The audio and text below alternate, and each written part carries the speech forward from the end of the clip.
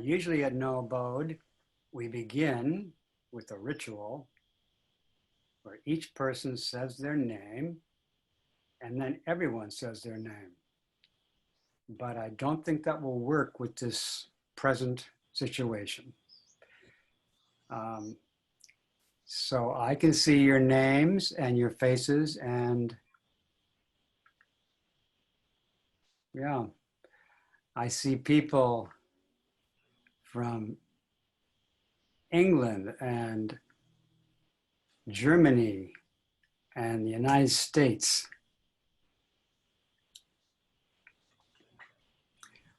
And Italy and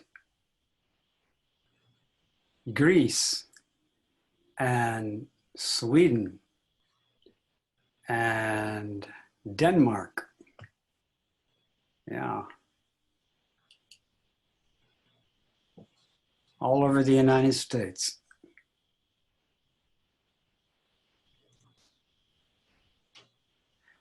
And I haven't seen any of you for quite a while, and I haven't seen some of you for years.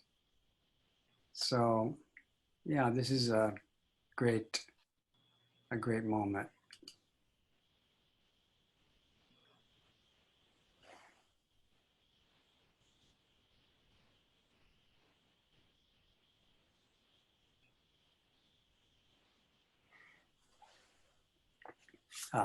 So I'm not at No Abode Monastery, or not a No Abode Hermitage. I'm at Green Gulch Zen Center.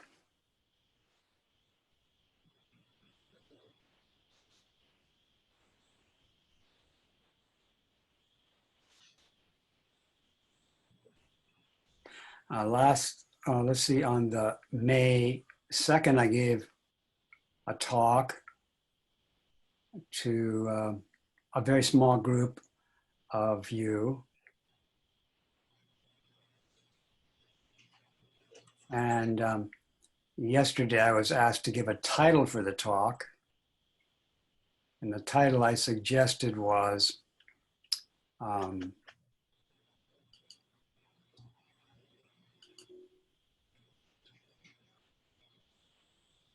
Caring for Everything.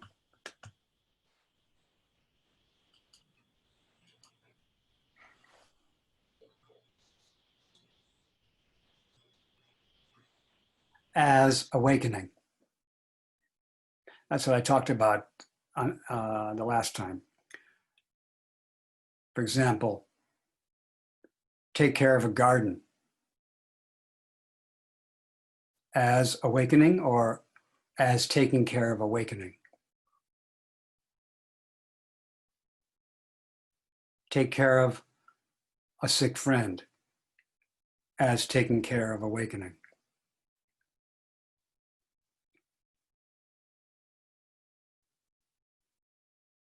One time, the Buddha was moving around on the surface of the earth with his attendant, Ananda.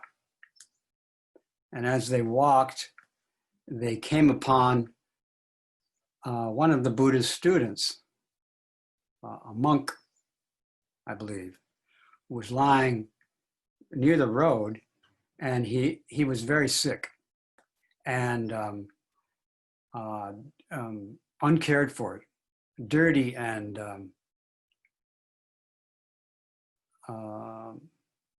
yeah, with various kinds of signs of illness on his skin. And I found this story because I was looking for examples of where Buddha touched somebody. And here's an example where Buddha actually, together with Ananda, picked up this human body with their hands and put it on a clean surface and washed it and cared for it. Buddha there's not usually much notice in the scriptures about Buddha touching people, but occasionally the Buddha does touch people when it's appropriate. And later the Buddha met with a large group of students and told them about finding this monk. And he said he had never told them before. So they didn't take care of the monk. And he told them,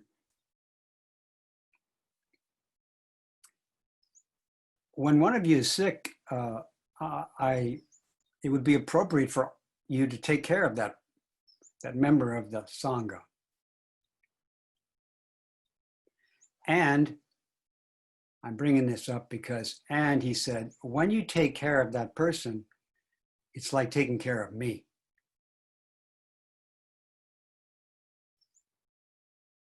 And so what I mentioned last time is, if we're taking care of the Buddha, if we're taking care of unsurpassed, complete, authentic awakening, we probably wouldn't be thinking about improving it. We would be perhaps thrilled to have the opportunity to take care of the Buddha, to take care of the Buddha, to give the Buddha a seat, to give the Buddha some water, to give the Buddha a question.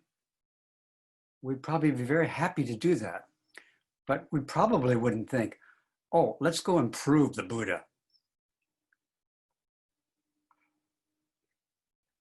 Some students might actually think, oh, I'm going to go improve the Buddha. But some of us might not think that. Just like, let's go meet the Buddha and look at the Buddha and serve the Buddha and, yeah, care for the Buddha, right?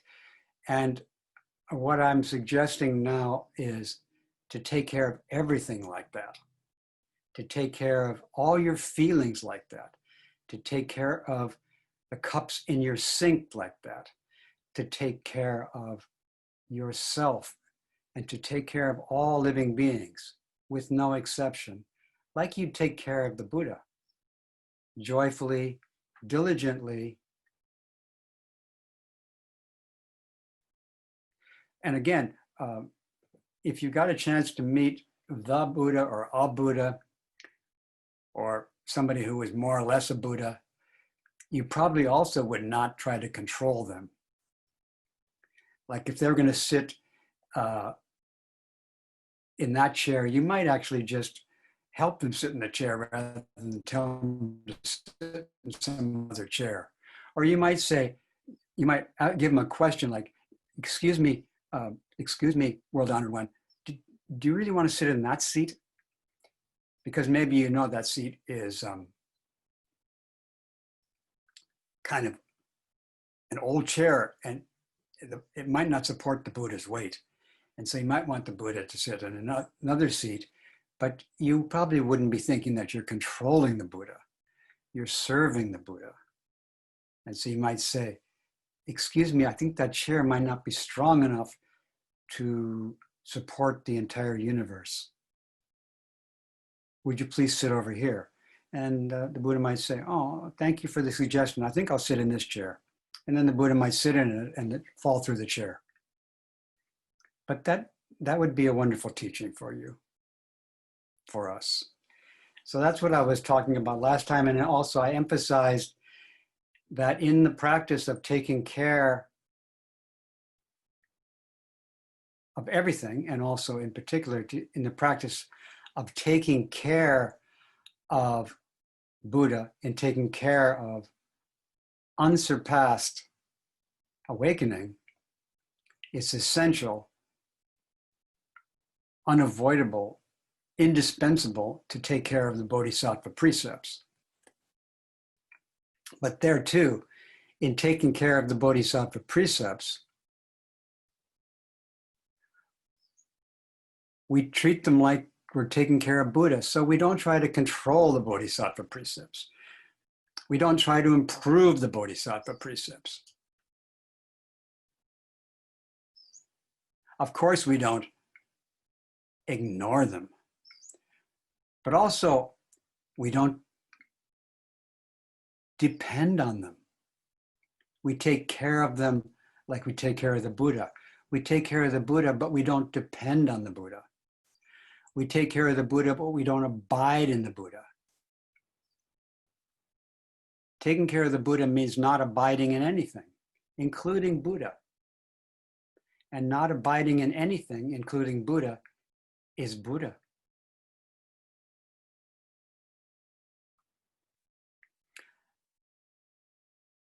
Not abiding in the Bodhisattva precepts is the way the Buddha takes care of the Bodhisattva precepts. So the Buddha gives us the Bodhisattva precepts. That's one of the ways the Buddhas take care of the Bodhisattva precepts is by giving them to us. But they don't own the precepts. They don't cling to the precepts. They take care of them. And if we take care of them like Buddha takes care of them, then we wholeheartedly practice them without abiding in them, depending on them, trying to control them, or improving them.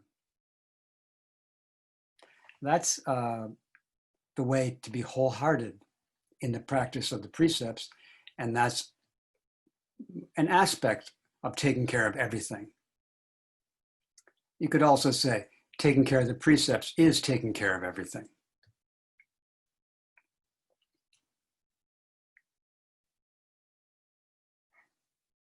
And you could also say, taking care of everything is taking care of the Bodhisattva precepts.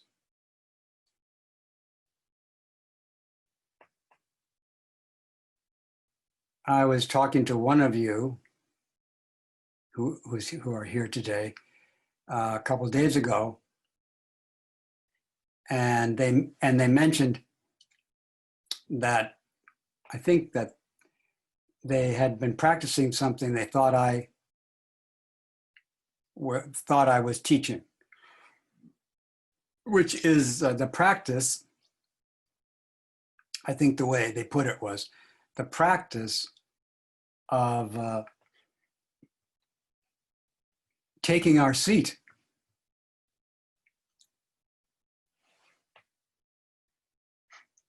Sometimes also called the practice of taking our Dharma position, taking our true position. And I think I have talked about that, and many of you probably heard me talk about that. The practice of taking our seat. But today I would like to, instead of say taking, or in addition to saying taking our seat, I would say the practice of receiving our seat, of accepting our seat.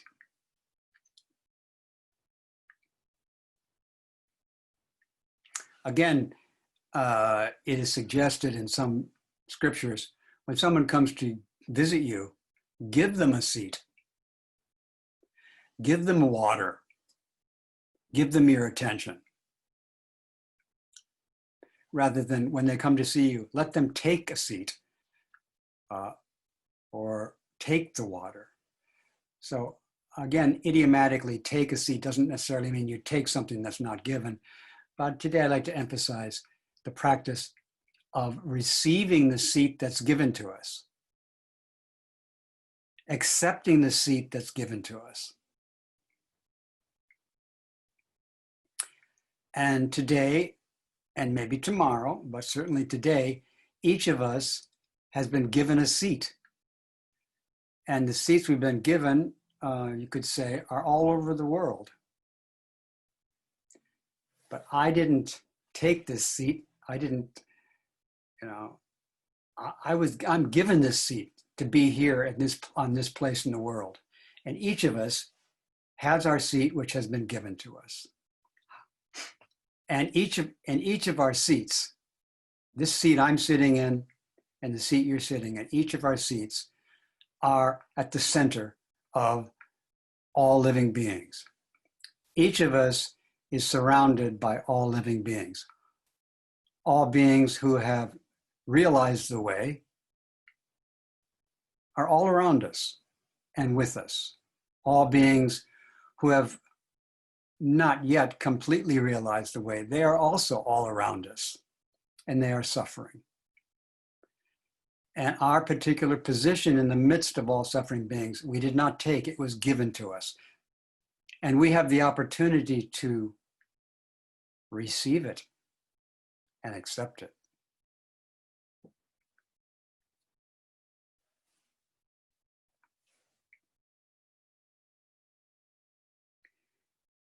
So I'd like to talk to you a little bit about receiving our seat and sitting on our seat, or sitting at our seat. And I was reading Suzuki Roshi a day or so ago, and he said moment after moment.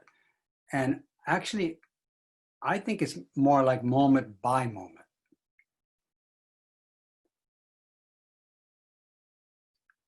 Receiving our seat, accepting our seat, moment by moment, and sitting at our seat, or standing at our place.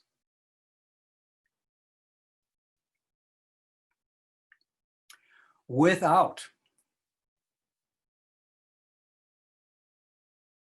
abiding in anything.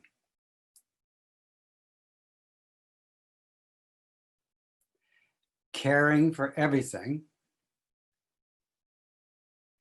at our seat without abiding in anything or depending on anything.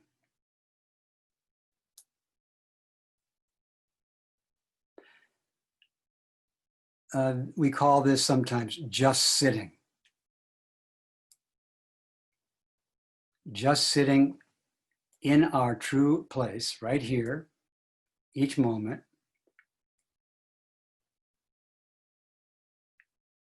without any elaboration, without trying to improve anything, without trying to control anything, without abiding or clinging to anything. This is to sit in our position right here as a Buddha sits. And this is to care for Buddhas by sitting like Buddhas and standing like Buddhas.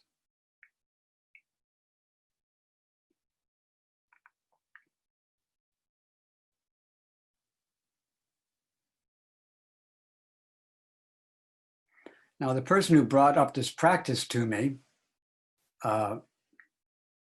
after telling me that they were trying to do this practice, they said, but it's so hard. It's so hard. What's so hard? It's hard to be at the place and be surrounded by all this suffering. It's hard to keep accepting that position. Because part of what's surrounding us is beings taking the form of, it's so hard. It's so hard is a living being.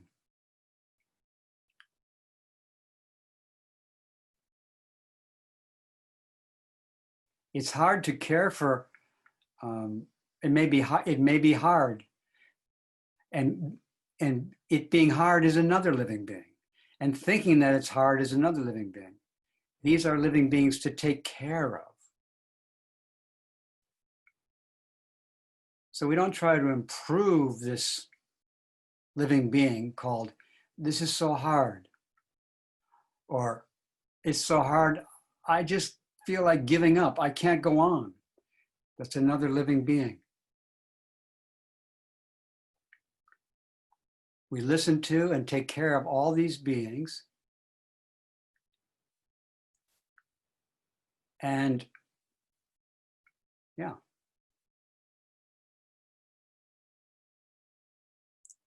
And taking care of them without abiding in or depending on anything, we practice and realize the Buddha way. taking care of everything at our place right now, we practice unsurpassed awakening. And again, the way of taking care of it is the way unsurpassed awakening takes care of everything. It gives wholehearted attention to everything without abiding in anything, without trying to control anything.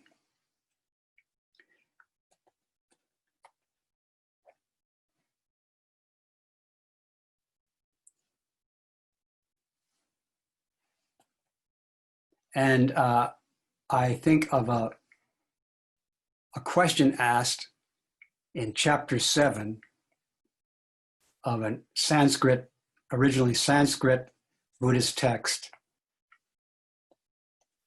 called the Samdhinirmochana Sutra. And the question at the beginning of chapter 7 is asked by the Bodhisattva of loving kindness, Maitreya. Asked the Buddha, world honored one, depending on what and abiding in what do bodhisattvas practice?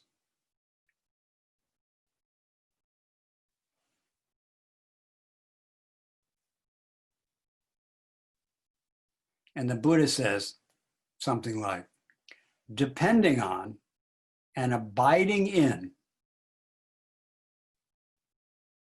the teachings and an unshakable vow to realize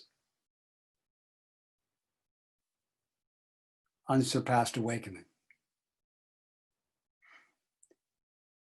So today I'm bringing up another aspect of this, is that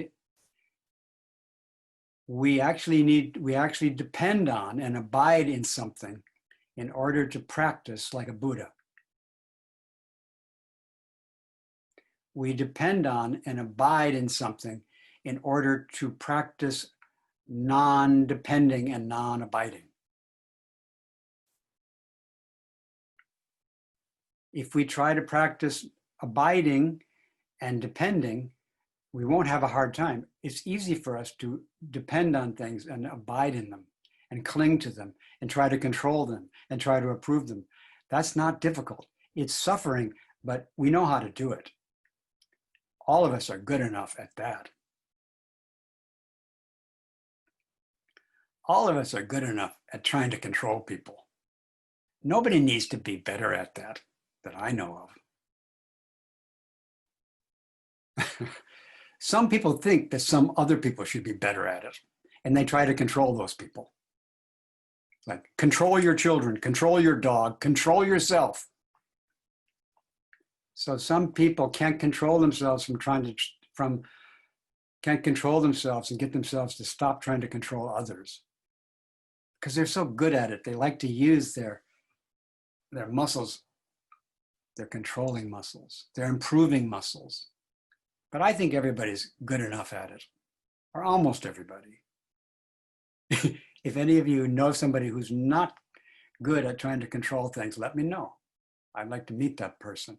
Well, I just thought somebody might think, well, Suzuki Roshi wasn't very good at it. He wasn't very good at controlling his students. That's my view of him. And I didn't feel like, Roshi, you should get your students more under control. I never felt that about him. I noticed that his students were not under his control. I noticed that. And one of them was me. I wasn't under his control, and he didn't really try to get me under his control. And I noticed that some of his other students were not under his control, and he was not trying to get them under his control, but he was devoted to them. And he appreciated them being around in his life.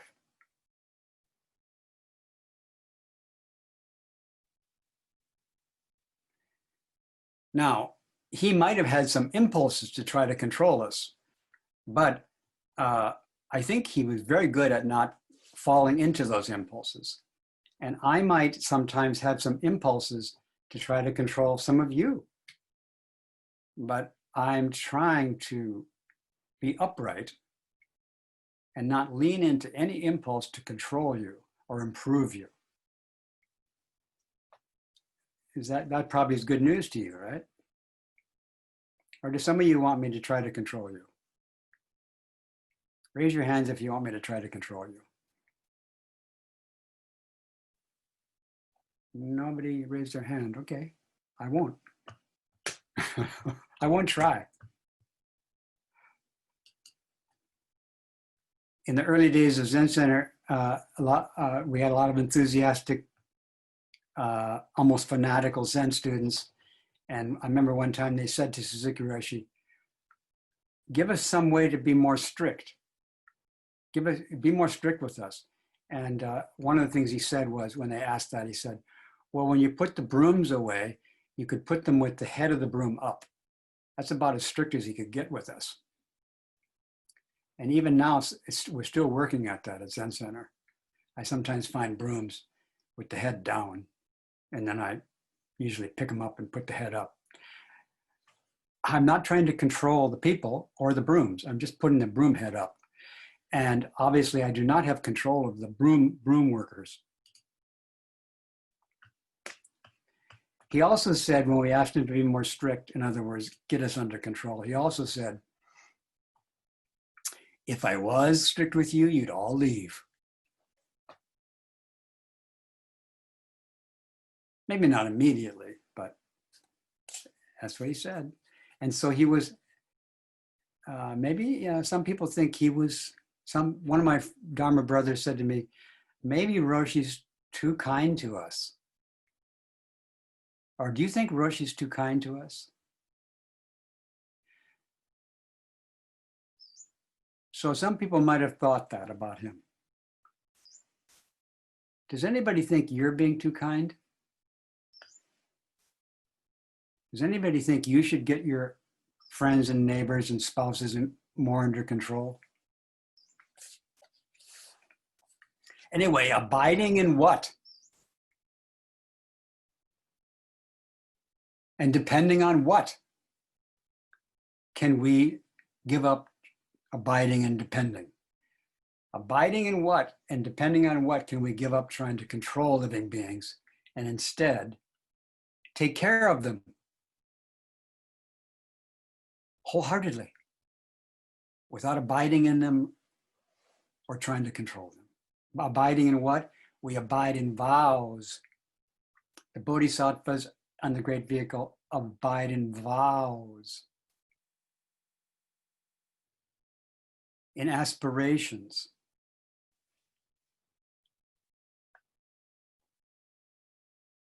And by living with and abiding in these vows, they have the energy and courage to do this really hard thing, which is not the really hard thing of trying to control people. That's pretty hard. It's easy to try, but it's almost impossible to succeed. But that's not what we're talking about. We're talking about something that in a way is even harder. Giving up trying to improve people and control them. We need a lot of energy to give up trying to control, to care for without trying to improve. A lot of people do take care of people and they want to improve them and they try and the people don't improve and they try and the people don't improve. And then eventually some of those people, they just give up helping the people. They try to help people over and over and the people do not improve and do not come under control. And because they're holding on to improvement, they quit. It's so hard on them. So in order to do this practice of sitting at our seat with no elaboration, without depending on anything, we need to depend on vows, that's where you get the energy and the courage to do this hard work. It is hard, but it's again, it's like climbing a mountain. And in order to climb the mountain, some people need to have the vow to climb the mountain.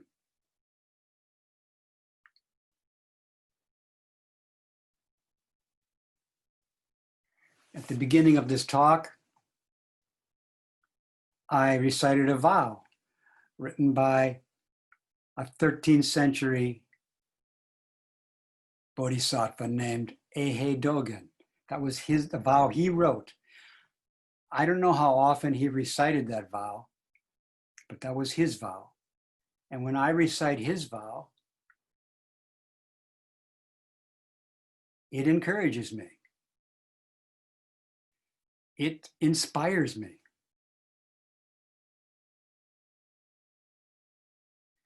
And I thought of some other people's vows, like Suzuki Roshi's vow. The one that came to mind was, he vowed to come to the United States and give American people something good from Japan. He came to the United States shortly after, or even still during, a time when Japan was recovering from the war, and they had industry, but their industry had been crushed by the war. So all they could do is make kind of like little tinker toys. They weren't sending over their national treasures to the United States. They were sending over cheap, not very well made, not very skillfully made junk. However, they gradually recovered, and Suzuki Roshi wanted to bring something really good. He wanted to bring the practice of the Bodhisattva and give it to the American people. He wanted to bring the practice of sitting at your seat, right where you are, moment by moment.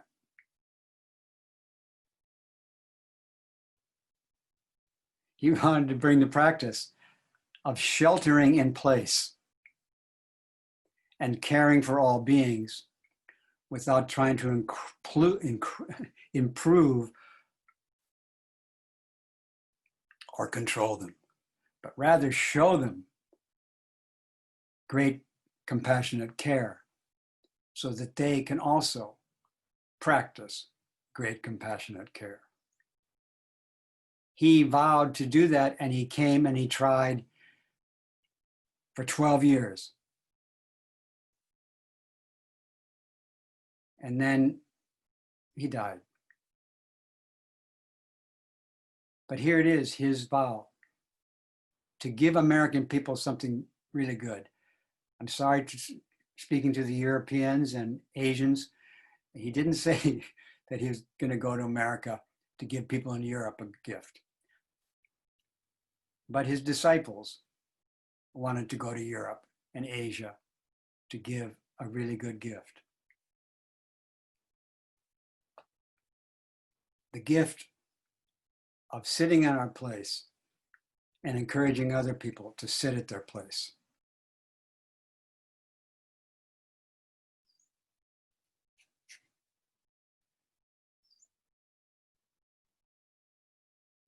And another vow is the one we'll do at the end of this session, called the Four Great Vows, or the Universal Vows.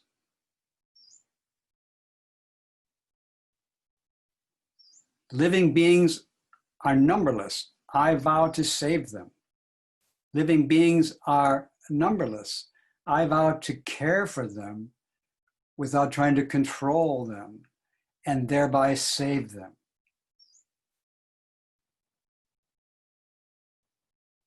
Show them that I'll care for them, not until they're under my control, but until they're free from their own impulse to try to control. And then they're saved. afflictions, delusions, greed, hate, and delusion are inexhaustible. I vow to cut through it. The Dharma gates are boundless. Everything's an opportunity for care. Everything's an opportunity to take care as taking care of Buddha. I vow to enter the door of all those opportunities. And the Buddha way is unsurpassable. I vow to become it. This is another vow. Sustained by that vow, we can do this difficult practice.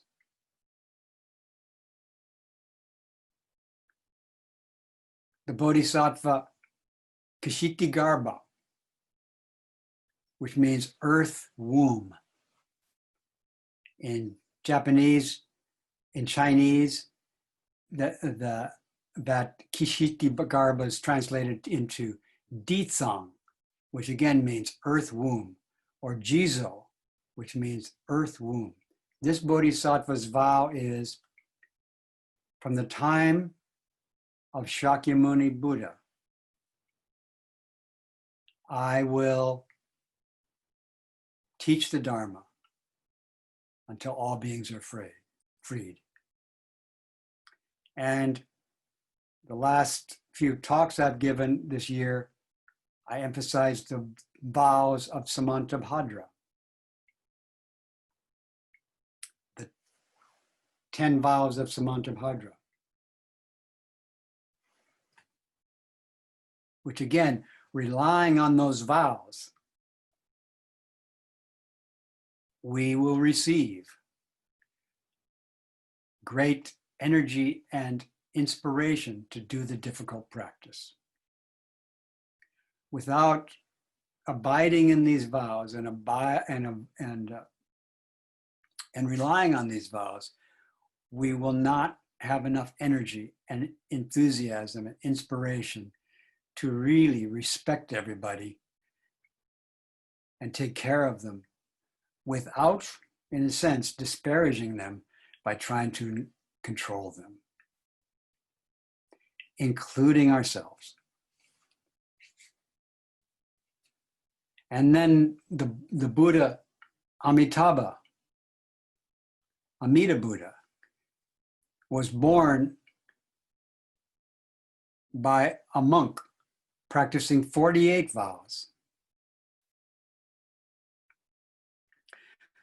The ancestors of the great vehicle, the Buddhas and Bodhisattva ancestors, they all got their courage and energy and inspiration to do this very challenging practice by relying on, by going back to, by refreshing and recreating and renewing their vows. That's where our energy and courage comes from.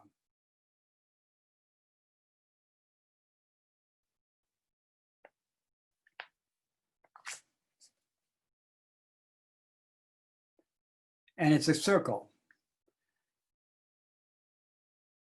The practice is the realization, and the realization gives rise to the vows, and the vows fuel the practice, which is the realization, which gives rise to more vows, which gives rise to more heroic practice and more realization. So round and round we go. You can start any place on the wheel. Vow, practice, realization, vow, practice, realization. But yeah, a lot of people, they kind of remember the practice or they remember the realization, but they forget the vow. And so their practice can get weak. So, yeah, so I don't know how often, but every moment's a good time to remember your vows. Or if you can't remember them, just ask yourself, what vows do you want? What's most important in life? And then are you ready to commit to that?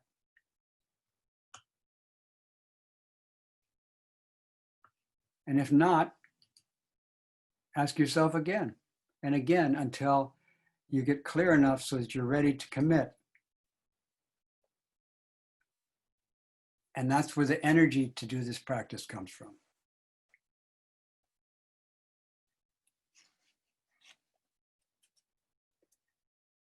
Even under ordinary, even under what we might consider to be ordinary circumstances, even then, we may feel uninspired. And when things get really tough, then too, of course, we might feel, oh, it's just so hard. I just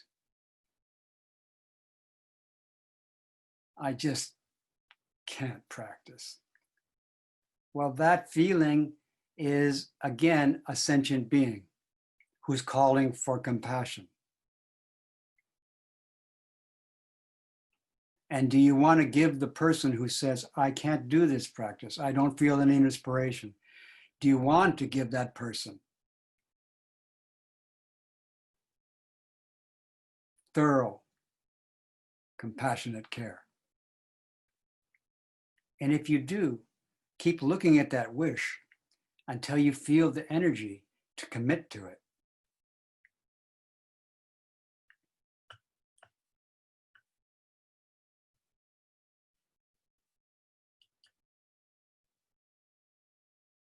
If you want to.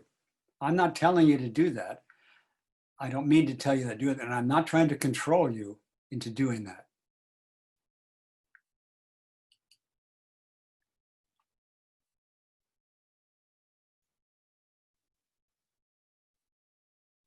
If all of you disagree with everything I said today, my vow is to keep caring for you without trying to get you to agree with me. If none of you want to sign up for this arduous path of sitting in the middle of all beings and caring for them all, if none of you want to commit to it, I still aspire to care for you anyway, and no less if you don't want to do this practice, and no more if you do want to do this practice. That's my vow. And that vow is enlivening and encouraging.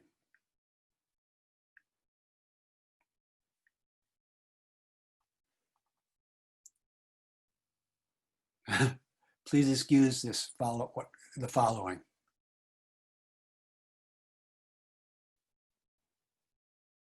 Looking out on the morning rain, I used to feel so uninspired.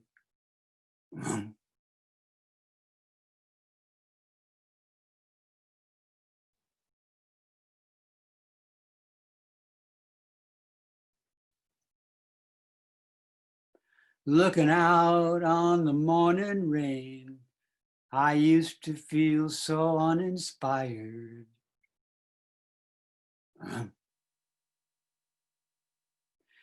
And when I thought I had to face another day, oh, it made me feel so tired.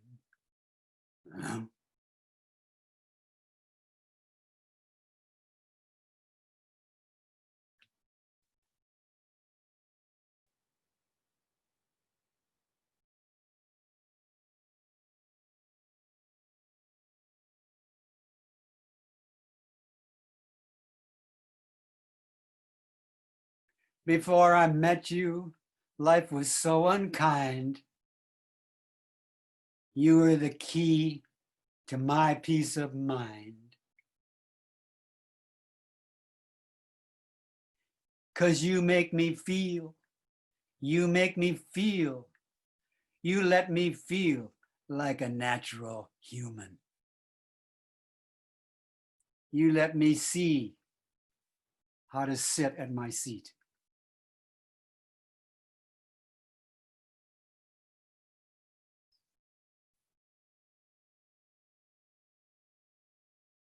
I don't know who that you is, but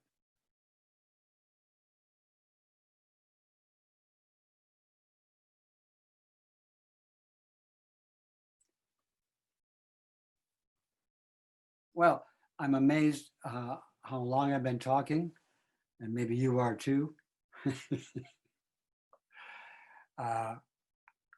But yeah, we need to take care of our vows. We need to find them.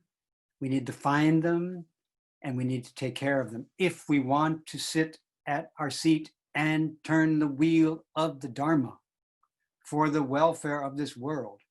If you want to do that for the welfare of the world, if you want to free all beings, you need to keep in touch with your vows.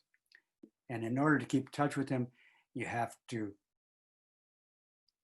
ask what they are and listen to the answer. And when you find it, then you have something to take care of. Not something to control, not something to improve, something to take care of. And if you take care of your vows, you will have the energy. You will be inspired.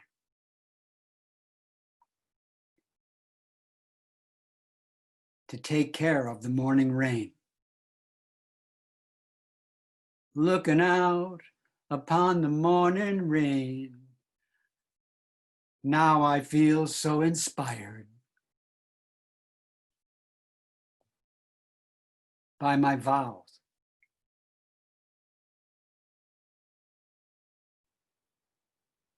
No matter where I am, to sit at my place, my seat with all beings.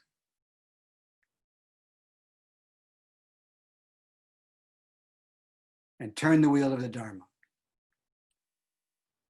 Okay, if, let's see. Yeah, if anybody wants to bring anything up, we could do that for a while. And if some of you are going to go away now, if you don't want to come to the question and answer session, I just want to say I recognize you, and I'm very happy to see your faces. And I pray for your health. And whether you want it or not, I pray that you take care of all sentient beings and that you serve all Buddhas. I pray that you do that, and I'm not trying to control you to do that.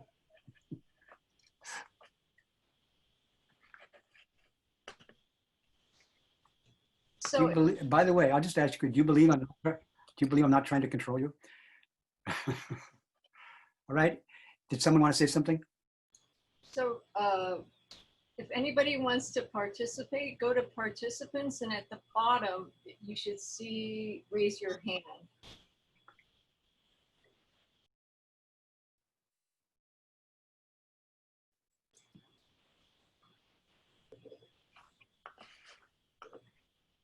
So I don't know if you heard me the first time. If you want to participate, go to participants, and then at the bottom, it should say raise your hand.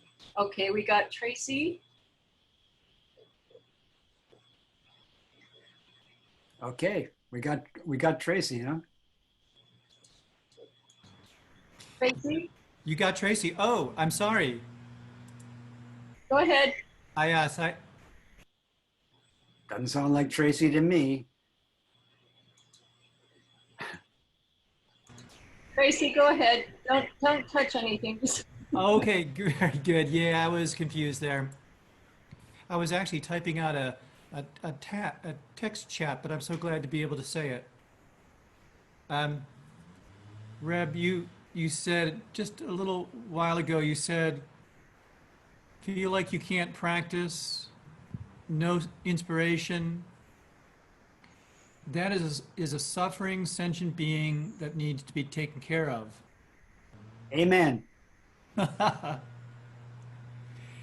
And it's what you said next that got just a little sketchy in my mind, of something along the lines of, and then try to remember what your vow is. Would that be something like what you said?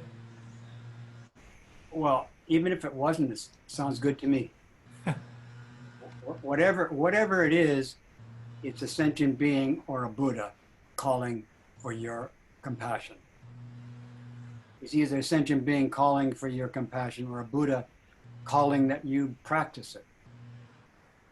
Or demonstrate, it's a Buddha demonstrating it. And then you need some energy to respond to that. Yeah. So remember your vow. Like if somebody insults you, if a sentient being insults you, that insulting sentient being is calling for compassion. It might be good for you to go back to your vow before you respond to them. Mm.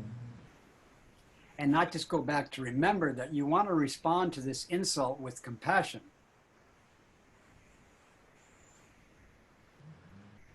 But that you get the energy to do so and the courage to do so.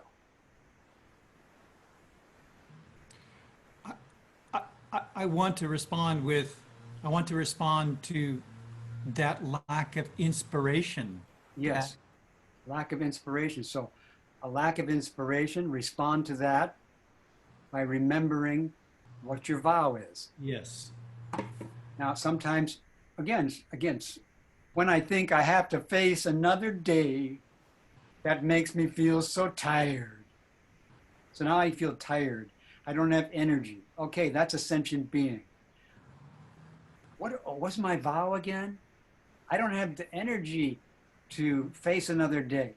Where's the energy going to come from? There's a vow in me. Where is that? That's my life. Find the vow, and in the vow, you find the well of courage to face another day with energy and enthusiasm. But you may have to hang around in that well for a while. Mm. You may have to go over it quite a few times. But if you hang out there, your energy will, its energy, not yours, its energy will come and make you its servant. So again, I feel uninspired. My lack of inspiration is calling for my compassion, but I don't feel inspired even to take care of my lack of inspiration. Mm. So what's my vow again? Yes. Oh yeah, right. I do remember my vow, but still, I feel tired. Yeah. Oh, I go back to the vow again. Yeah. I that is my vow, but I still feel tired. Go back again. Yeah, that is my vow, but actually I feel a little less tired now. But still not enough to go to work. We'll go back to it again. Well, now I feel enough energy to actually, I'm ready to go back. I'm ready to go. I feel enough energy to go to work. That's one of the advantages of getting up and sitting in the morning is that if you sit, you may not feel really that inspired when you first get up, but if you sit, you may be able to discover and be fed by your vow. Before you try to go to work, fuel up on your vow. Nobody can do this practice without the energy of our vow. And sometimes you have enough left over from the day before, but on a regular basis, like every morning, the people of Islam do it 6 times a day or 5 times a day. They refuel. It's a good, and in many Mahayana texts and other Buddhist texts, they talk about 6 times a day refuel. Go back to your vow and look at it and receive. Oh, I see a little rabbit outside. Does that make sense to you now? That makes perfect sense. And I can add that in just the recollection or the recollection of the desire to remember the vow, there's a little energy there. Yep, that's right. There's a little energy there. Thank you so much. You're welcome. Anything else? Anybody else? So we got Lori. Okay, Laurie Jobu. Good morning, Reb. So I have difficulty, well, with many of the precepts, but one in particular, which I'd rather not say. and I look at it from different angles. I try to work with it. And then I end up, there's a part of me that really doesn't want to do it. Like, I don't like this precept. I don't want to do it, but I know I should do it. Well, let's see now. Just referring to the last person I was talking with, so you have this sentient being, and the sentient being is, I don't want to do it. That's a sentient being. Does that make sense to you? Yes. So that sentient being is, I'm not telling you to be compassionate to that sentient being. The expression marching orders comes to mind. These are marching instructions, but they're not marching orders. Do you want to take care of the person who says, I don't want to take care of this precept? Yes. There it is. There's a wish. Do you wish to take care of the person who does not want to practice? Yes. Yeah. And do you feel ready to commit to take care of the person who doesn't want to practice? It needs work. Yeah, that's a big next step. To go from wishing to do something to committing to do something is a big step. Yes. Of course, I walk into, and it runs into me a lot of time, people saying, I want to practice the Bodhisattva precepts, but they're not yet ready to commit. So the step from wanting to do something to committing to do it is a big step. Or I should say, the step from wanting to do something to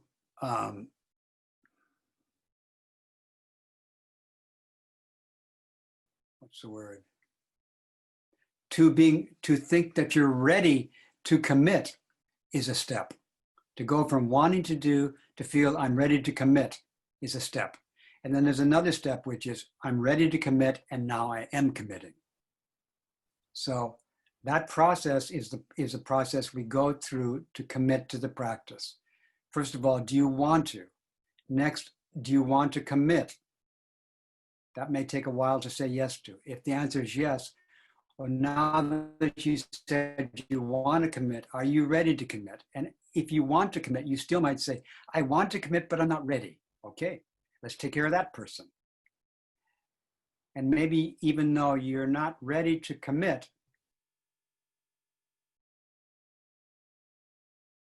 you feel like you could take care of the person who's not ready to commit. Again, I have this opportunity all the time, people who want to do something, but they're not ready to commit to it. And I take care of the person who wants to, the person who's ready to, and the person who does. And then after they do, I take care of the person who does not follow through on their commitment.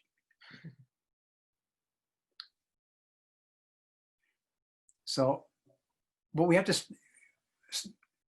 start from the beginning over and over. So if you have committed to take care of everything, like you take care of the Buddhas, if you've made that commitment, that doesn't mean you don't have to go back again and ask yourself, what do I want to do? It's like, like the flower at the end of the plant is like, okay, I'm committed to take care of everything as awakening. That's great, but you have to go back to the roots of that plant. Otherwise, that flower won't come to fruit. So even though you have committed, you have to say, I do commit. Now, and you have said that, Lori, you have to go back to, what do I want? What do I want? And do I want to commit? And am I ready to commit? And am I committed? And now that I've committed, again, start a new moment. What do I want to do? You have to go round and round. Find your wish. Find your commitment. Make your commitment. Practice it. And then again, don't just keep practicing and practicing without going back to the basic root wish, to keep going back to it. Otherwise, the practice, we lose our inspiration. Under ordinary circumstances, that will happen. Not to mention especially challenging situations. Thank you. How's that work for you, Lori? It gives me a lot to work with. Yes, Yeah. thank you. You're welcome. Hello, Bert. Hi. I just wanted to say the lyrics that follow those lines that you sang are, before the day I met you, life seemed so unkind. Your love was the key to my peace of mind. Yeah. Because you made me feel. You made me feel. You made me feel like a natural human. And there's another line which is, before I met you, I think my soul was in the lost and found, and you came along to claim it. Yeah, exactly. So every morning, in a way, our soul is in the lost and found. You know, our bodhisattva soul, every morning we wake up in the morning, the sun's not shining. Our soul's in the lost and found. Well, go to the lost and found and claim it. It's in the lost and found. You still got to go get it. It's in there. And then you claim it and say, oh my God, I want to practice. I want to practice caring for everything. Okay. And do you have the energy? No, I want to go back to bed. Okay. Get up again. Go get your soul. Go get your vow. But again, before your vow is a wish. The vow and the wish are not the same thing. You can wish for something, but not be ready to commit. You have to find something that's so important that you'll commit to it. That's where the energy to keep going on this practice is coming from. And also that wish is coming from the practice. So the practice leads to the realization, leads to the wish, leads to the vow, leads to the energy, leads to the practice, round and round. Every morning. Now, if you wake up and your soul's not in the lost and found, that's okay. If it's right in your face, good, go to work.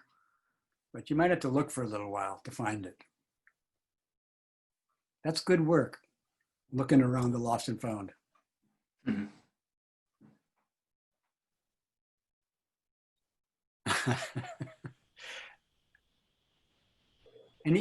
Is that enough, Bert, for now? Oh, yes, that's fine. Thank you. How's Joe today? He's good. Great. He's at home splitting wood. Splitting wood. Okay. Well, yes. We have some more people. Here's Homa. Homa. Hello, Reb. Homa. Homa. Thank you for offering us again and again the teachings. You're welcome. Thank you for listening again and again. I love it. My question is, I was picturing the vow and then the realization and then the practices. Don't skip the practice. Yes. So the vow, practice, realization, or is it the vow, realization, practice? So I see like in the whole Well, circle. you can switch them if you want to, but usually we say practice realization, but you could say realization practice too. Vow, practice realization, vow, practice realization, but you could also do vow, realization, practice, because realization and practice are really one thing. So you can say. Thank you. And I need help here because when I experience realization, the realization actually gives me energy to renew my vow and then the practice. Without the realization, I become like a kind of doing. But with the realization, actually, it makes it the whole circle, wholeness of it. Yep, that's right.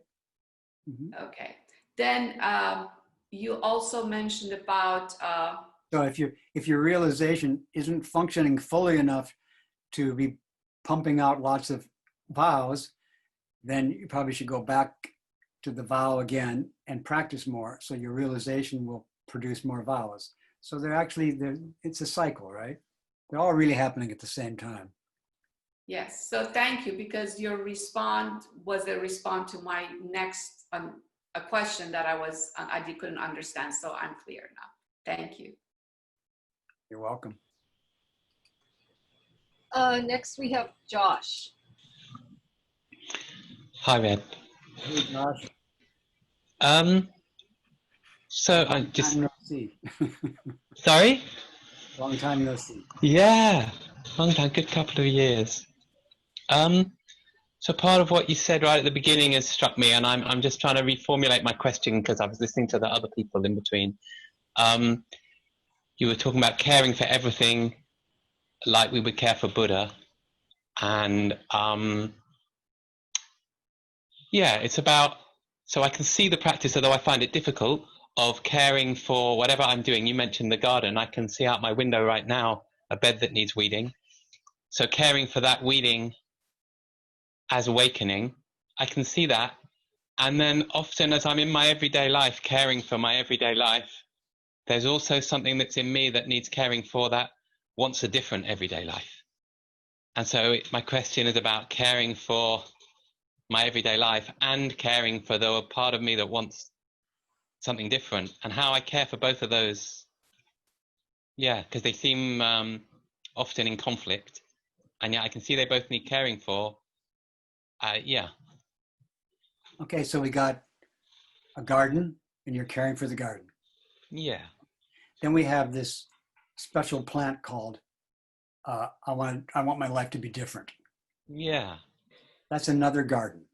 Yeah. And then we have another garden or another flower, which says, taking care of the garden and taking care of my wish to have things be different, those are in conflict. Yeah. That's another sentient being. And I would want to take care of my garden, my wish or thinking that things need to be different, and also thinking that those two are in conflict. I want to take care of each one of those in both have the taking care take care of them as awakening, and take care of them as I would take care of awakening. So of course I would be very kind to awakening, right? So I'll treat my garden that way. Now we have this thought, I want things to be different. I'll treat that like I would treat awakening. I would be a servant to that thought. I would be devoted to the thought. I want things to be different. And here's another one. I don't want things to be the way they are. That's another one. I would want to serve that thought the way I would serve my beloved teacher, the Buddha. Again, I don't try to improve the Buddha, then I don't try to improve my garden. And I don't try to improve the thought. I want things to be different. I don't try to improve that. I try to take care of it. And by taking care of that thought, I want things to be different. I realize that thought, I want things to be different, is not the slightest bit different from awakening. It's not separate from awakening, and it's not conjoined to awakening. It's totally not different, not separate. But if I don't take care of my thoughts, like I don't want to practice, I don't want to do this practice, I want a better practice, I want a different practice. If I don't take care of them, then I'm just missing an opportunity. It's not the end of the story. It's just a missed opportunity. And also, if you don't take care of your garden, it's a missed opportunity. If you don't take care of other people's nastiness or your own, it's a missed opportunity. To do what? To take care of that illness, as though, just like you would take care of Buddha. Like Buddha said, when Josh is sick, taking care of Josh is like taking care of me. When Josh is uninspired, when Josh is resistant, when Josh is not accepting what's going on, taking care of Josh is taking care of Buddha. That's what Buddha said. And if Josh says, I don't believe that, taking care of that Josh is taking care of Buddha. Take care of everybody the way you would take care of Buddha. Unless, by any chance, you wouldn't take care of Buddha compassionately. Then don't take care of people that way. What's coming up for me as I'm hearing all that is I can only do that. When you said moment by moment, it's like I can only do that moment by moment, because otherwise the idea I've got about my life as it is and the idea I've got about how I want it to be different, I can be with all of that in one moment, but otherwise the ideas are taking me, they're trying to pull in different directions or something. Yeah, so yeah. Yeah, so part of what I said also was to sit at your seat right now. Yeah. Without any elaboration. And elaboration in terms of elaborating now into past and future. Yeah. But again, that's a hard practice. So you need inspiration and energy to do the hard practice of being in this moment and taking care of what you already have been given. You need inspiration. That takes energy. Thank you. You're welcome. So next we have Linda H. And H, like as in Hess. Hi. Can you hear me? Yeah. Okay. Yeah. Oh, hi, Reb. The moment in your talk that was the most moving to me, it made my lower lip start trembling, and it was so it felt so deep that I kind of can't remember it. So I'm going to ask you if you would say it again. And it was about the Maitreya asked, first you kept saying the Buddha doesn't abide in anything. You were saying that, right? Okay. Then the Maitreya asks, what does the Buddha abide in, right? He said, what does the Bodhisattva in the great vehicle abide in and depend upon in order to practice meditation of the Buddha? And then the Buddha answers, abiding in the teaching and abiding in the teaching and the vow. And then you said something. You said something like an impossible thing. That's what made me start to tremble. And it was the Buddha, and that's how the Buddha abides or doesn't abide in anything, by abiding in the vow. Is that what you said? Yeah. So we abide in the vow to practice like Buddha, which is to practice not abiding. The Buddha, the Bodhisattva and the Buddhas, they have a mind which doesn't cling to anything, doesn't abide to anything. It cares for everything without abiding in anything. That's the Buddha's mind. In order to practice that mind of the Buddhas, we need to abide in the vows. Thank you. And there's two translations of that little conversation. Not two translations, two basic versions. One's from, we don't have the Sanskrit anymore. So we have Tibetan and Chinese.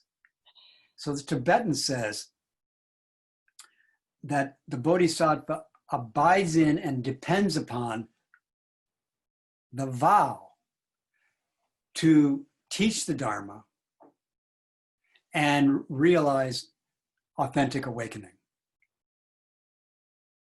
So in the Tibetan, the vow applies to both the realization of authentic awakening and the teaching of the Dharma with that awakening. The Chinese does it slightly differently. It says, abiding in and depending upon the teaching and the vow. So one way to look at it is, in order to have this mind of Buddha, this difficult to attain mind of Buddha, which doesn't abide in anything, which takes care of all beings free of discrimination. In order to do that, we need teachings, and we need a vow to apply those teachings to this Buddha mind. The other way is, we need a vow to attain awakening, and then also the vow to teach once we have awakening. So both ways are true. But the key thing is that we need this great vow, this unshakable vow, this really strong vow, which you have to take care of and keep it in really good shape in order to do this very difficult thing, which is called the Buddha mind. And yet the Buddha says, you guys can learn this. Like we said, before Buddhas were Buddhas, they were just like us. Before they learned how to do this, they had a hard time not abiding anything. So we need a lot of energy and inspiration and courage to take care of things really wholeheartedly without leaning into improving them or controlling them or having opinions about them or whatever. But again, if we do any of that leaning, those are other sentient beings to take care of. And again, how do you take care of them? Wholehearted devotion without abiding in them. Okay. Thanks. So Reb, there are 4 more questions. The next person is Priya. Oh, thank you so much. Oh, I'm not alone anymore, so I will do my best. I'm sorry. So it's a question that came to me a few weeks ago about compassion. I work with people, and sometimes they share things from their childhood, all kind of challenging things they're going through, or in the war, and very extreme. And I don't feel any sadness. It means I hear them, I hold the emotions, but I don't feel any, sadness. I see something bigger. I see the way out. Or I heard another Zen talking about the loss, the grief, and I don't feel it. So I wonder, and the question came to me: do I miss something? Okay, so this is an example. So the example here in this case is Miss Glickman. Yes, thank you. So now we have somebody who's not sad, all right? All right? So the practice is to take care of the not sad person. Take care of the not sad person and don't try to improve her into a sad person. Don't try to make her a sad person. Take care of the unsad person. Now we have somebody who doesn't feel anything. Now the practice is to take wholeheartedly care for the person who doesn't feel anything, without trying to improve her into a feeler. But that's hard. That's why we need energy to take care of even an unfeeling person, even an unsad person. And of course, to take care of sad people and depressed people, and to take care of happy people, and to take people who are clinging to their happiness, and to take care of people who are pushing away their happiness.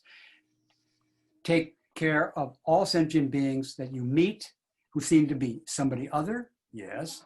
And take care of your own sadness and your own lack of sadness. Grieving has its own life. It doesn't, again, some people try to control their sadness and control their grieving. Grieving is a wonderful thing to take care of, but don't try to control it. Don't try to make it. A lot of people feel like they're supposed to grieve now. So if somebody dies and people feel like now is the time to cry. I noticed when Suzuki Roshi died, his students were taught well enough so they didn't feel like they all had to cry at the same time.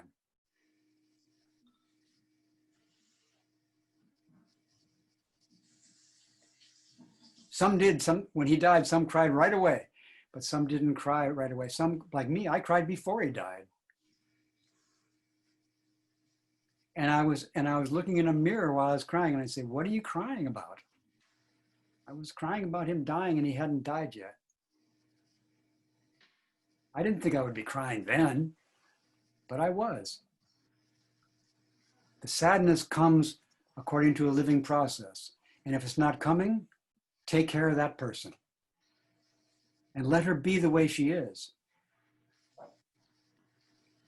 When my father died, he was in Minneapolis, Minnesota, and I was in San Francisco in the bath. And the phone was brought to me. And my brother told me if my father had died. And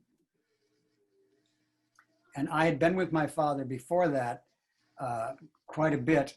And I felt like every breath he took, I thought was going to be his last breath. And I was ready for it.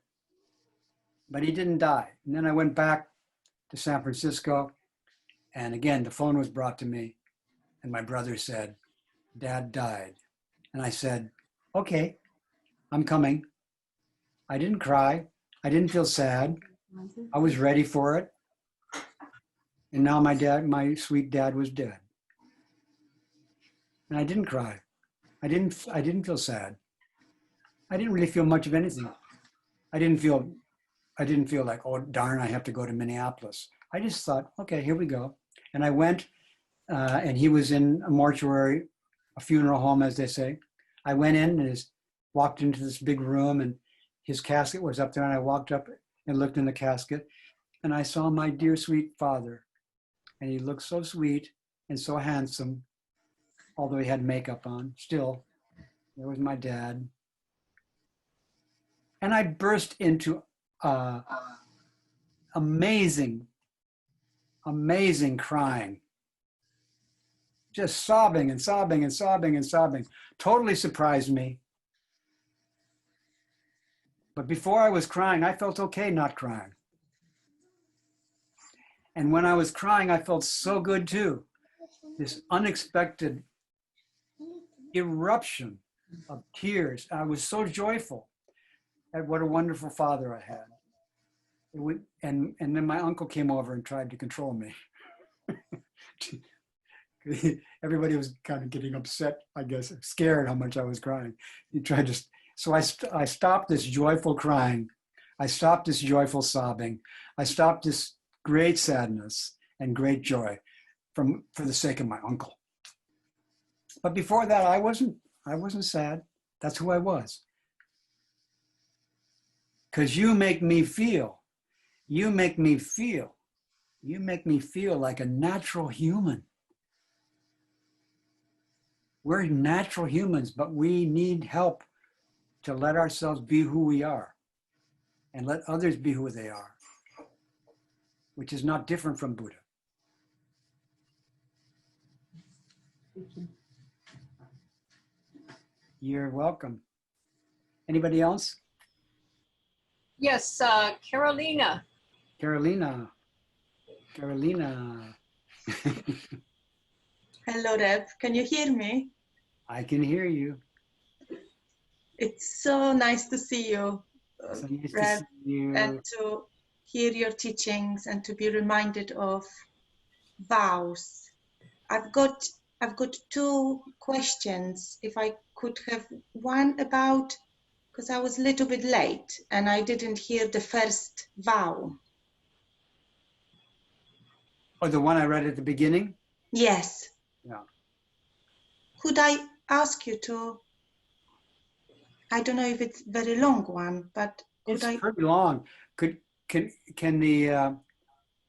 people flash that vow up on the screen for her to read? Is that possible? And then everybody can read it again too. Or should I read it? What's best? This vow is written by Eihei Dogen, the Zen master who founded Soto Zen in Japan. All right. He wrote it. It's his own personal vow. And I've said this before, let me say again, you all can write your own vow. Right. So there's the vow. You can read it. We can all read it. Yes, I've got it, Reb. Okay. I have a copy of that. Thank Okay. you. Yeah, so that's the vow I read at the beginning. Thank you very much. So I will find it. Okay. And another question that I have, an inquiry, is I lost my dog in January, and I sit with the vow I sustain all life, and my dog was ill and ended up with vet, and vet insisted that she needs to be put down, and I wanted to look after her at home and wanted to attend to her like a Buddha and look after her in the end of her life. But something happened, and I couldn't follow that through, as I responded to vet's wish to euthanize my dog, as is common practice. But I feel weight in my heart that I did something wrong and that I didn't follow that vow of sustaining all life. And I think this is what do I do with that? And I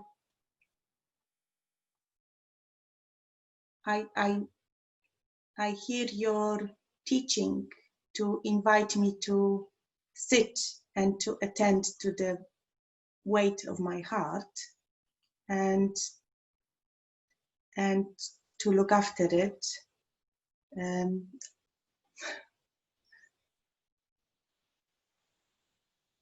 But it's hard to know what is right, what is the right action.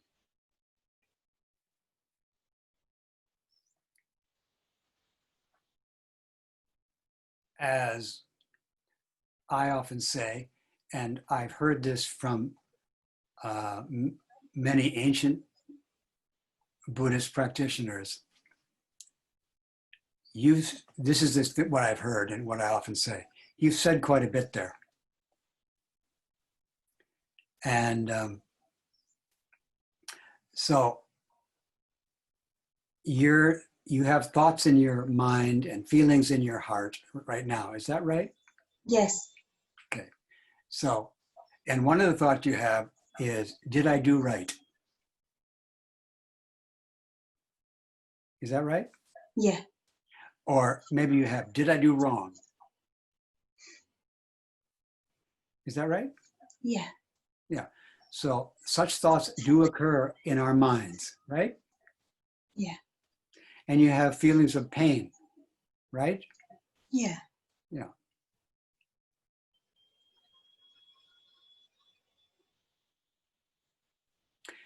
Another song is, maybe I'm right, and maybe I'm wrong, and maybe I'm weak, and maybe I'm strong. I only know I'm in love with you. So I'm not saying maybe you are right or maybe you are wrong, but you might think, maybe I was right. Maybe I was wrong. Is that right? The important thing is that you love this person who thinks, maybe I was right. You love this person who thinks, maybe I was wrong. You take care of, maybe I'm right, maybe I'm wrong, maybe I'm weak, maybe I'm strong, maybe I'm good, maybe I'm bad. All this stuff, we're living in the middle of all this stuff, right? The thing is to love it all, not like it, love it all. And it's hard. You also said it's hard. It's hard to love. Maybe I'm wrong. But love doesn't mean like. Love means you don't abide in it. You take good care of it. You don't cling to it. You take good care of it. So you have, maybe I'm right, maybe I'm wrong. Did I do right? Did I do wrong? What should I do? I'm in pain. All these things, these are more examples. And these examples will never end.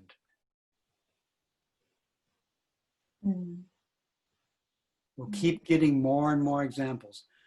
Our own thoughts about others, like we might think, did she do right? Did she do wrong? Did the vet do right? Did the vet do wrong?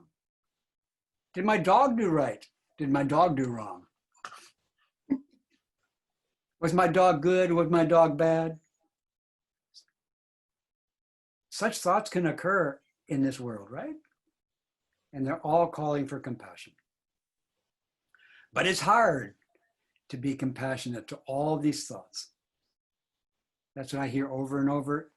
It's hard. And again, when you wake up in the morning, you look out on all that hardness, you feel so uninspired. You have to go back to what inspires you,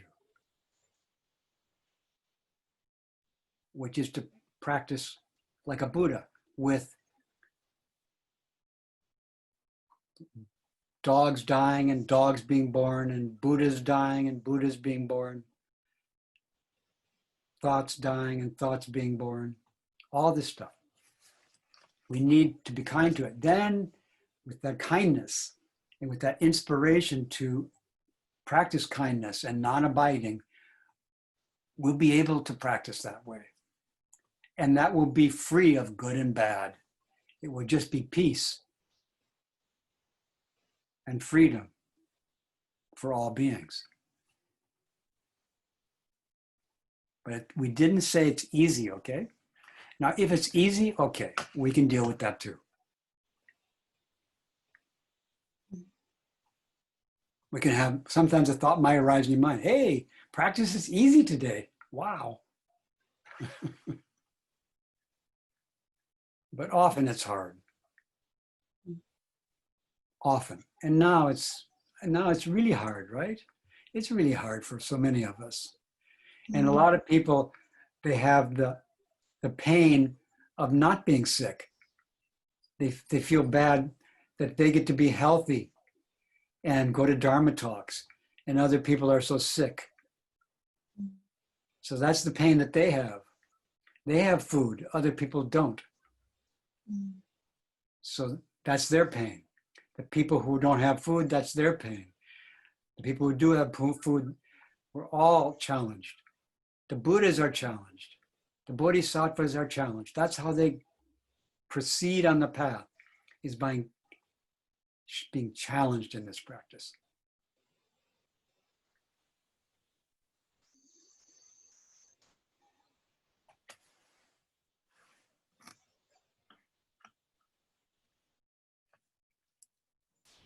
Also, one of the people whose face I see right now, I won't embarrass her by saying her name, but I was looking at a piece of paper yesterday that had her name on it. And on that piece of paper, she wrote her vows. Part of me wants to go find the piece of paper and read her vows to you. But she wrote out. That might be a good exercise for us all to do. Just sit down and write down your vow or your vows. Just write it down.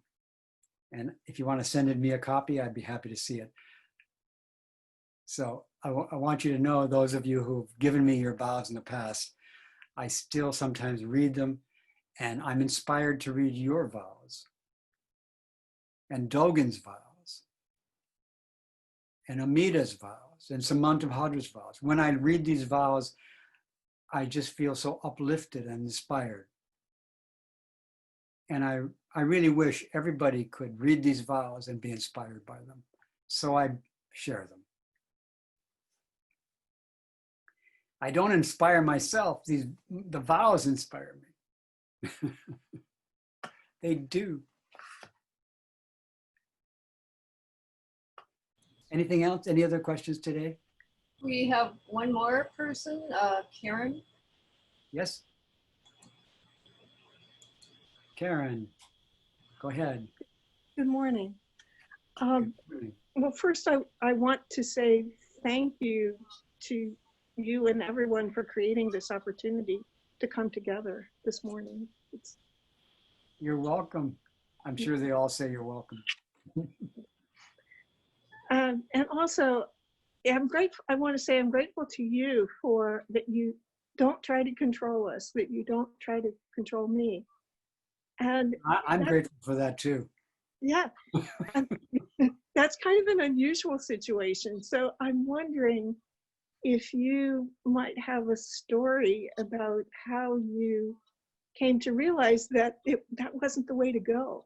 You know, that controlling people wasn't the way to go.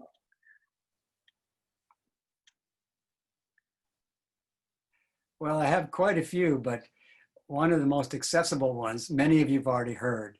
So I'm sorry if this bothers you to retell it again. But this is one of them, which is one of the stories which really helped me. I mean, one of the things that really helped me.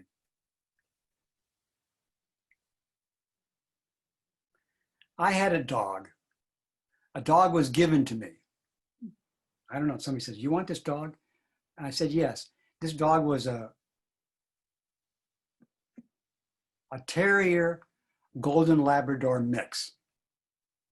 So it was a small golden Labrador looking dog with a terrier energy. And she lived with me, and her name was Lara. I received her around the time that the movie Dr. Zhivago was being shown. And Julie Christie's name in that movie was Lara. So here's my dog Lara, and we lived together in an apartment, and I had a really nice apartment, and I kept it nice and clean, and I kept her clean, and everything was going really well. And then, and she had never had puppies, as far as I know. But then I with my limited veterinarian's training, I saw that she was apparently coming into heat. Somehow I figured that out.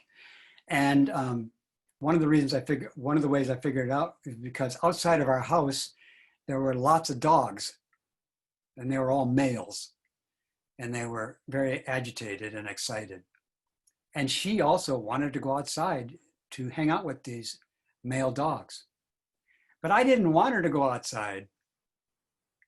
Do you know this story, Karen? Yes. So that's the story. Should I go on, or you had enough? I think it's fun. It's a good story if you'd like to tell the rest of it. Okay. So, or you could tell it, and I could. No. I could give you assistance. So anyway, she wanted to go out, and the male dogs outside wanted her to come out, and that was the situation. But guess what? I didn't want her to go out. I wanted to control her and my life. I did not want her to have puppies. I did not want to take care of the puppies. And I tried to control my dog into being celibate.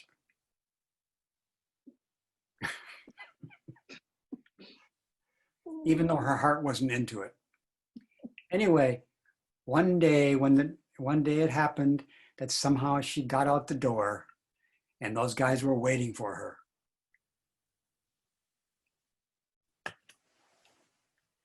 And still I didn't give up. I called her back in the house, trying to control her. And she was obedient to me. and she started to come back in the house. But on her way back into the house, one of the dogs managed to enter her.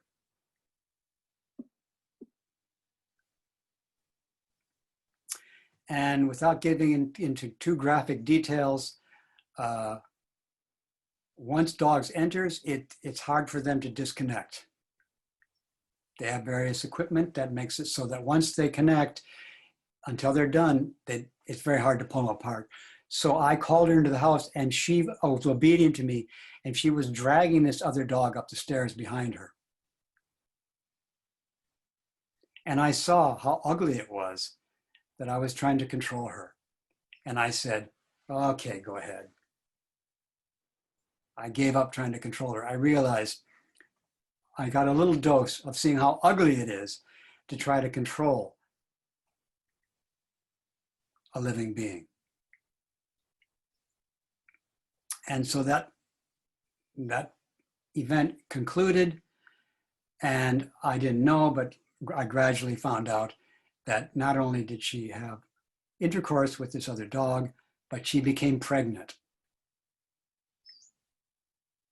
So now, I wasn't going to like take her to a vet and have her have an abortion.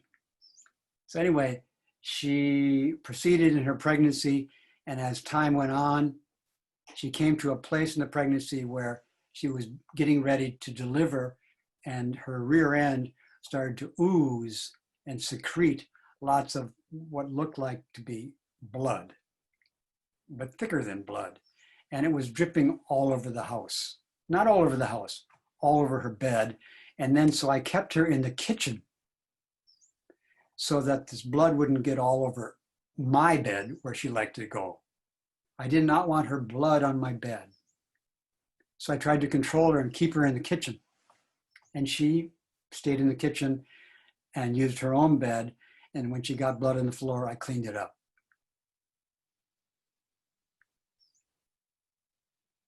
But I was, although I had seen something of the ugliness of trying to control living beings, I slipped back into trying to control her again. It's hard not to try to control people sometimes. Even when you get lessons how silly it is. So anyway, one day I came home and came into the apartment, and she wasn't in her bed. And I went into my room, and she was on my bed. And she was up on my bed, and she was on top of my pillows. My pillows were white, and she was on top of them. And again, I tried to control her. And I said, get in the kitchen. And she was obedient. I tried to control her. I didn't control her in the first case. I didn't control her in the second case. And this final case, I also still tried to control her. And I didn't control her, but she did go in the kitchen. And then I went over to my pillows to clean up, getting ready to clean up the blood. And I saw these 4 puppies. And again, I saw how foolish I was to put my clean pillows above this obedient, beautiful creature. When I said, go into the kitchen, she didn't snarl at me and say, you can't do that to me. I've got my babies. She went into the kitchen. And then I let her, I said, okay, you can come back here. So she taught me, and that over and over, she taught me that what I should do with her is take care of her and respect her, not try to control her. Even though and every time I tried to control her, not every time, but when I tried to control her, she repeatedly showed me that she would be compassionate to me so I could see how foolish I was. And and any Zen students I tried to control over the years, they also showed me how ugly that was. I've never been successful at controlling a Zen student. And whenever I try, they show me how foolish I am. And then with lots of lessons of seeing how foolish I am, I've pretty much given up trying to control Zen students. But I haven't given up trying to take care of them. I haven't given up trying to be devoted to them, but I'm not trying to control them or improve them. Hi, Kaz. So is that it for the questions? Oh, one more. We have Yaron. Yes. Okay.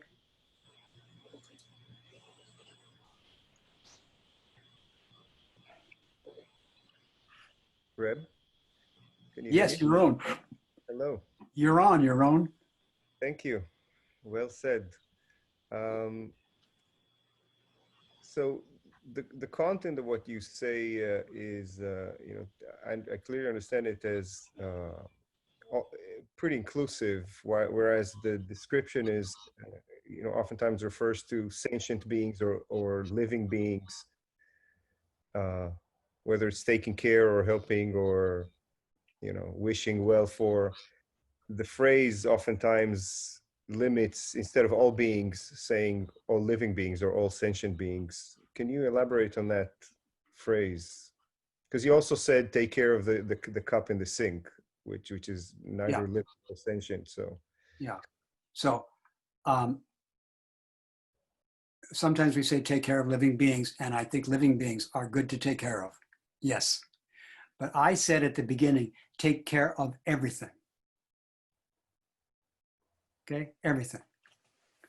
Living beings, Buddhas.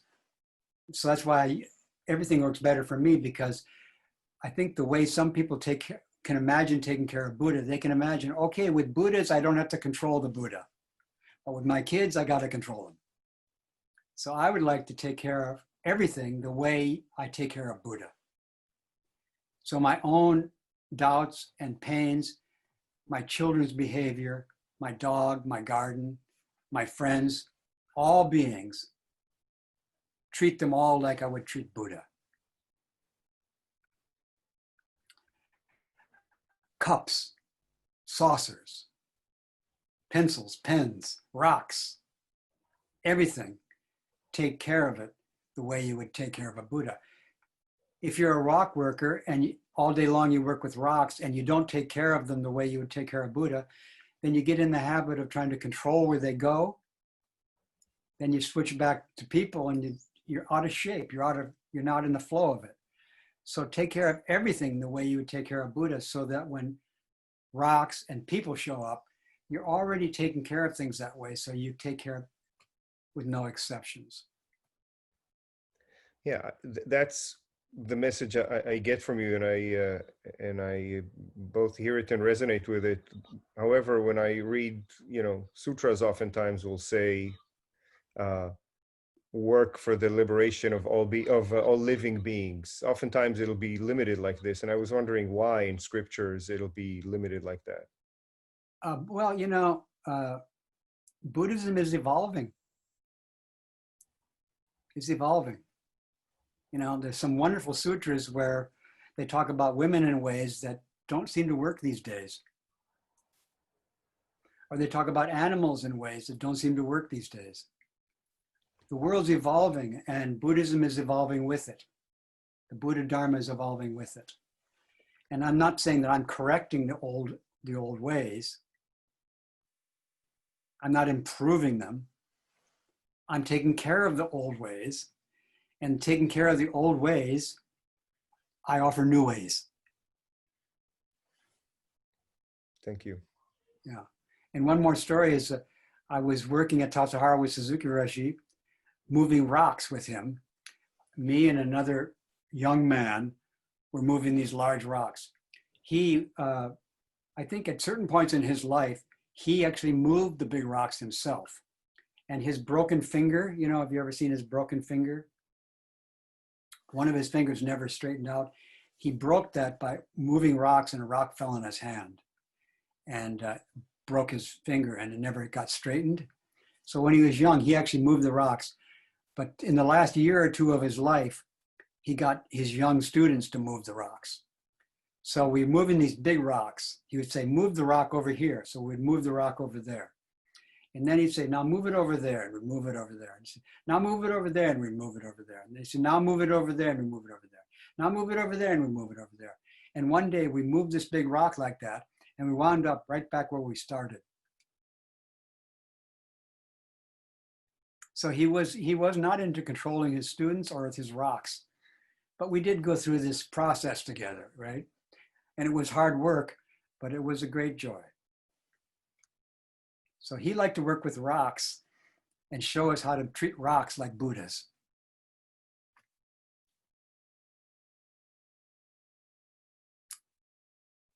Okay, thank you all so much for a wonderful meeting face to face.